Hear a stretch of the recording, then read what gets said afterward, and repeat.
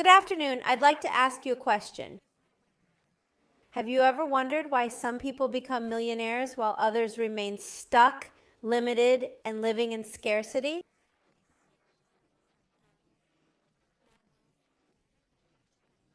What sets a successful salesperson apart from a mediocre one? They must sell. Otherwise, they're not a salesperson. They sell something. Those here can sell, but as I said earlier, everyone can improve and anyone can worsen.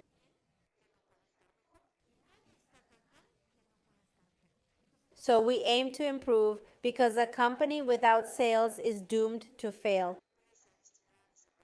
In fact, we're all selling something all the time, be it products, ideas, or services. And to distinguish who sells well, we need to look at how they sell.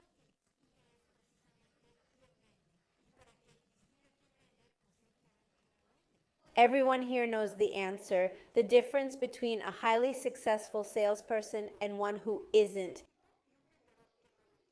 And the answer is mindset. I know everyone knows this. The question is, why aren't you obsessively, compulsively dedicated to transforming your mindset daily? Your mindset determines your weight. Your mindset determines your income.